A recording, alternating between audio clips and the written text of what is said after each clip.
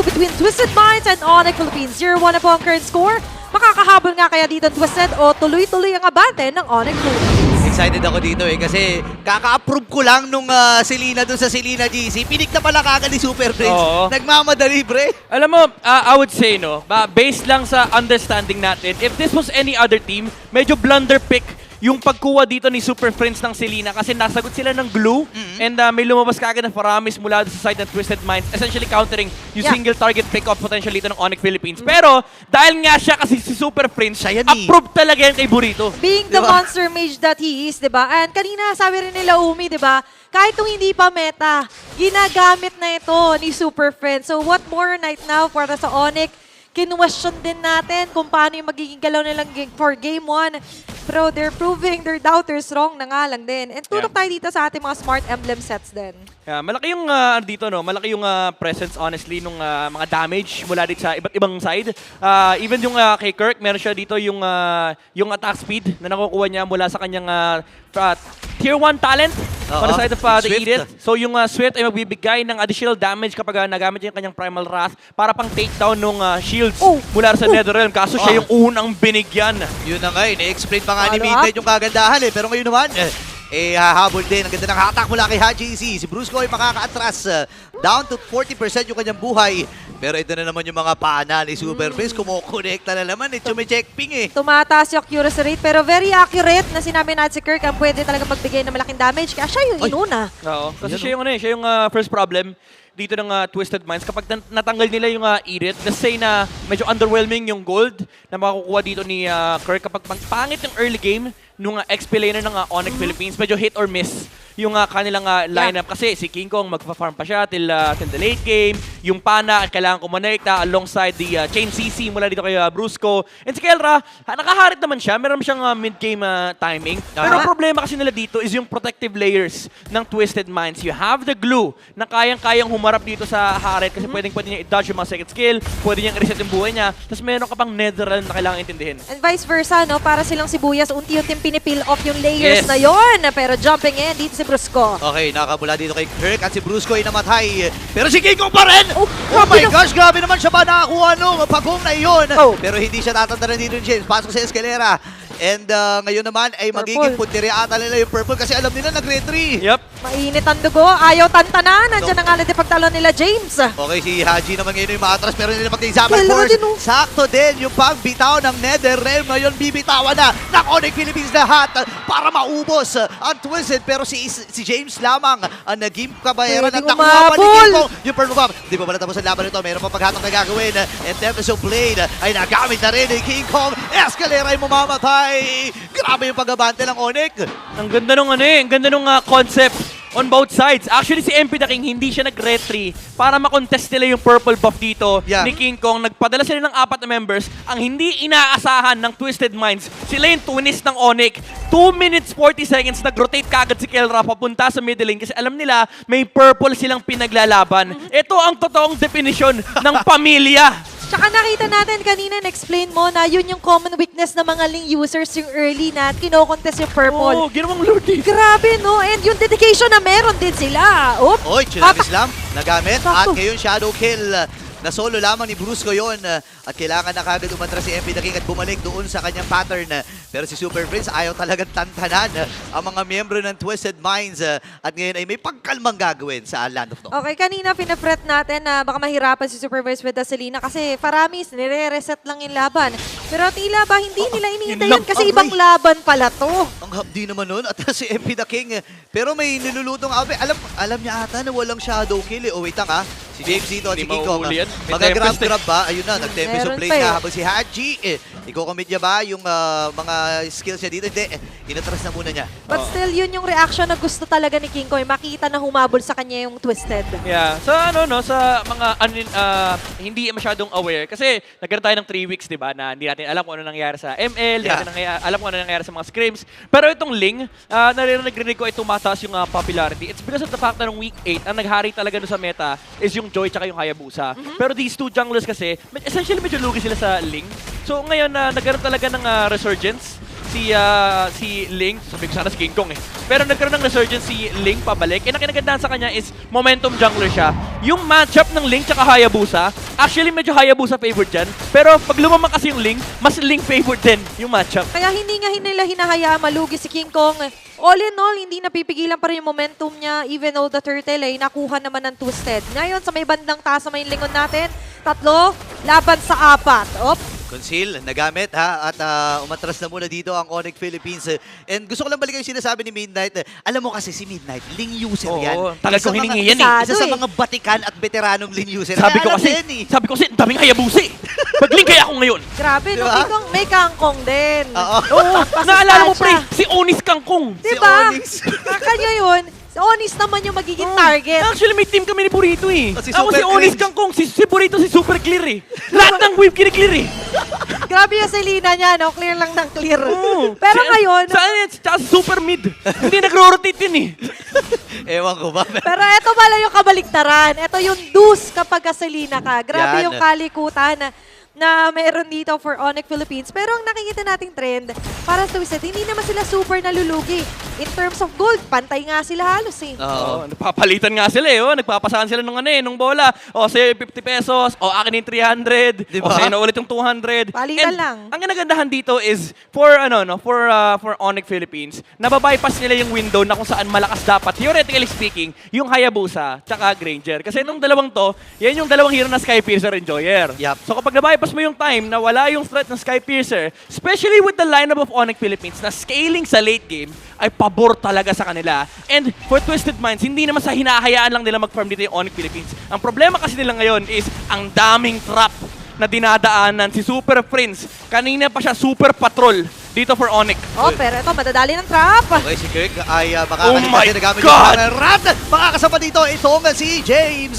Ngayon naman ay nakakuha na si MP the King. James as well ay nakabawi. Dalawa kagad na tumumuli din sa Onyx Philippines. Dito King na Kong. si King Kong. Sino ang kanyang pupuruan? Umatras na sa kagad dito. 30% yung kanyang health. At ibibigay na nga ng Super Fam yung pagong para sa Twisted Minds. Ay, wait lang! Hindi pa pala tapos kasi si King Kong ay napatay. MP the King with a kill. Di tayo binitin, to be continued. Agad-agad. Ito na ang twist. Nagsisimula ng umarangkada with their momentum. And ito yung kailangan nila, especially with this item pickup mula dito kaya Escalera. Nakabili na siya ng fleeting time. So this means more aggression para sa Twisted Minds. And ito na yung part na pwede nilang kontrolin yung mapa ng Onyx Philippines. They can brute force their ways into the towers of Onyx. Ang kailangan lang talaga nilang intindihin is dalawang bagay lang. Yung pwesto ni Brusco, tsaka yung mga pana ni Selena. At doon sila naging aware kanina, di ba? And as we mentioned for Twisted, kailangan nilang i-capitalize yung ganitong peak na meron yung Granger and even Hayabusa. Yeah. At nung nawalang napitas, gumana sila ng sobra. Yep, requirement sa kanila itong nangyari. Requirement for Ayun, Twisted Minds to fight in this timing kasi ito yung tinatawag nating power spike nila, especially with the protective layer of the Netherrealm. Medyo wala talagang sagot on the side of Onyx Philippines. Kahit super galing ni Super Prince, pag pinana mo yung naka-Netherrealm pa rin yun. Oo, hindi basta-basta talaga matutunaw. And yun yung requirement din talaga no, para sa Selena. Pero sabi ng Twisted Mind, sige, putuloy ka agad natin yung mga requirement na yan. Shadow Kill ay napagsaluhan ng 3. Atras muna sila dito, na-pop na kagad yung Netherrealm. Pero makakasama with the grab. Kaya lang si Kev ay nagwawala. Kirk ay mamamatay sa kamay ni Outplayed. Pero may ginagawa si King Kong doon sa may bandang itaas. Na magiging problema maya-maya ng Mid lane Twisted. pa rin. Pero tanong, mapipigilan ba nila ang pagsugod? At yun na nga ang magiging kasagutan. Tapos nabasag po yung torre sa taas. But Sila yung still, no, hindi napitas doon si Kelra. Although Kirk nangalan din, mabilis na tunaw. Bro, I would say, no, if you're Onyx, you're definitely happy with that kasi na-burn mo yung Netherrealm. Yeah. And ito yung sinasabi ko eh, kaya importante for Twisted Minds na tignan yung pana, lalo kapag si Haji yung tinamaan ng pana, na-burn yung Purify, na-burn yung Netherrealm, all they got was the kill on Kirk. Grabe. Nakakuha ng Torre, si King Kong sa taas, gave him a lot of space to farm, and hindi rin tumumba yung mid lane tower. Exactly. Imbes na sila yung makareset ng mga teamfights, sila yung nare-reset ni Super Prince. Oo. Tinan mo nga, naka 5-man top boot sila dito. So talaga nire-respeto nila na at any given time ay tatamaan at tatamaan Oo, sila ng pana. kailangan Laging bossing eh. nakatingin. Super. 100%. Super friends kasi yan eh. Pag yan yung mga type ng yung pag tinamahan ka ng pana, alam mo na kasunod eh. Alam mo na eh, matik na eh. Oo, parang kahit sinubukan mong i-simulate yung outplay, parang di pwede ba si Ang si Super Prince eh. Ang dami possibilities, 'di ba, na pwede mangyari sa kanila. And that's why kailangan nilang untian yung Ayun, hoy! possibilities na yun. Mauna! Oh, Okay, Tsunami Slam nagamit. Atrasagan si Kirk with the flicker. Ngayon naman, nagkakagulo na dun sa may bandang gina. Brusco mabubuhay. Ngayon, inapagkagan yung Zaman Force. Same with the Nether Realm. Pero namatay si Escalera. Ito na ang pagsugod ng Super Power. Ayan na! Ito na magiging putira ni Kiko. Available pa ganyan Tempest of Blade. Ngayon, ilalayo na nga rin siya. At hawak pa rin ni MP the King yung kanyang ultimate. Kaya lang di na siya makakabalik kasi yung Lord ay nakuha na ng Onyx. nauna ang Twisted pero lumamang ang Onyx. Big blunder mula kay Escalera, that flicker attempt onto Kirk. In-onward eh. Oo, and nung pumasok si Kelra na burn yung Zaman Force, nung lumabas si Outplayed, kitang-kita siya ni King Kong nandun sa likuran. And unfortunately for him, medyo mahirap takbuhan ng isang Ling. And ito ay talaga sila doon sa may bandang baba. All in all, with the most used hero na gamit ni Kirk, alam talaga natin yung mastery, yung mechanical skills na meron siya dito sa Edith na to. Oo nga eh. Tsaka alam mo, sobrang, buti nga nabanggit mo yun kasi sobrang tagal na panahon na rin na ginagamit ni Kirk itong hero na to. And hindi lang yun, nakapag-contribute din siya ng damage. Di ba, magical damage din yan. So hindi rin biro talaga. At kailangang matyagan ng Twisted Mind kung saan magsiswing dito ang Onyx kasi parang sa top lane ata Ito na. magiging puntirya nila eh. Ito na, arrows galore ha. Arrows sa base, naman, no? Sa base ng Twisted Minds, gagawing shooting range. At Si mas Super mahirap. Prince, yung base ng Twisted. Ang dami niya pwedeng tamaan ng pana. Kahit yung mga Yeah. glulets, sa tamaan yan. Mag-e-enjoy siya sa ganito eh. Lalo't dikit-dikit nga yung ibang mga members ng Twisted Minds. And kahit yung sabihin natin proximity na meron si James ay hindi nga sapat. Pinapatulan kahit kasi yung glulets, okay lang kay Super Prince. Oo. Ang maganda naman dun, may takas siya eh. Kasi kapag na-ista ka ng Abyssal Trap niya, eh, may additional dash. May mga additional dashes na patungo doon.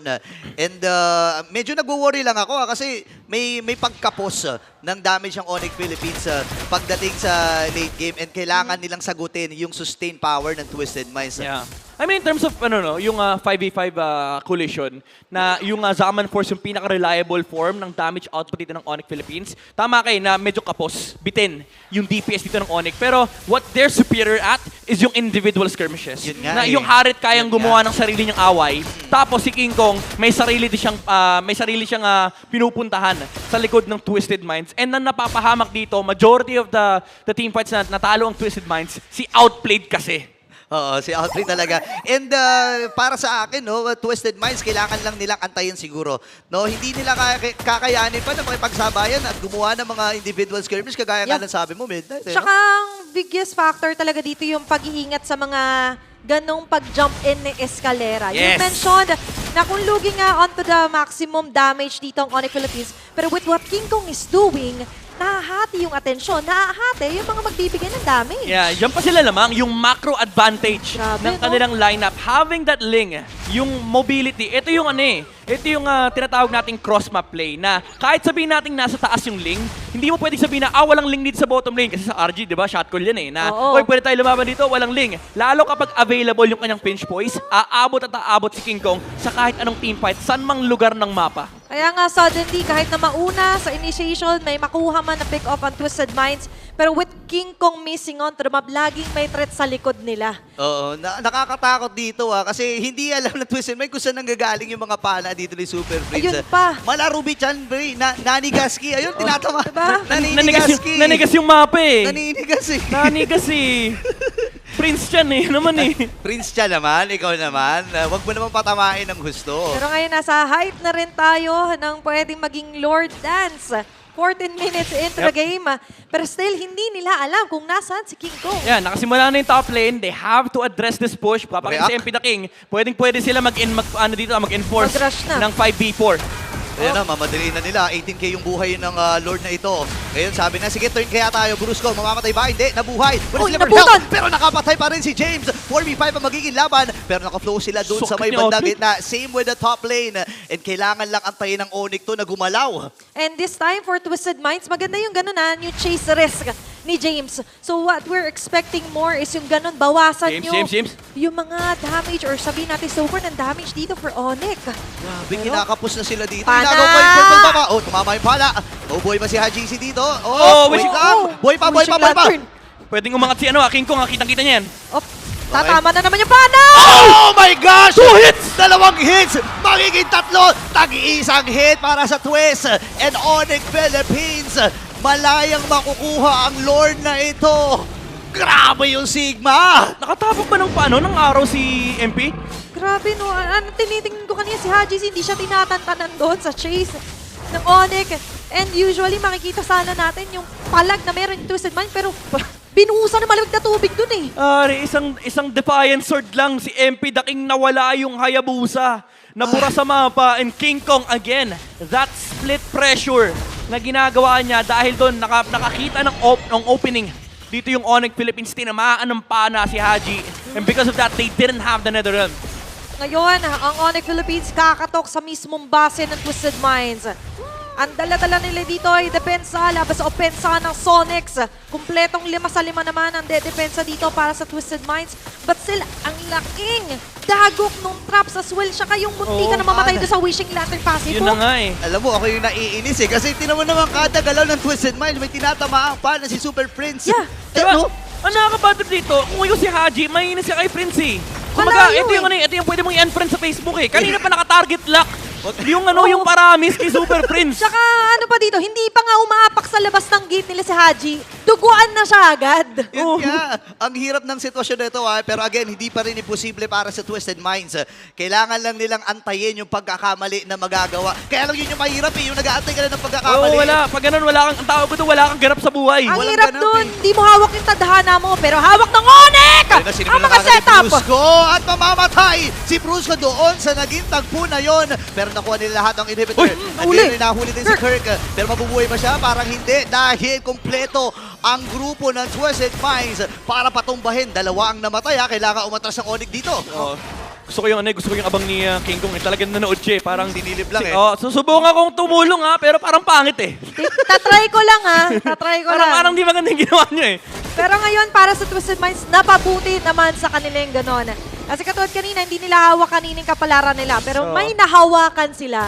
Doon Yeah. pala sila lalamang. Well, to be fair, maganda yung idea nung attempt kasi yun yung parang pag binigla mo tapos hindi ina-expect ng Twisted Minds. Baka makahanap talaga ng opening dito yung Onyx Philippines. Pero naka-ready kasi eh. Alam mo, yan ang kinagandaan sa lineup na meron kang paramis. Parang lagi kang ready lumaban.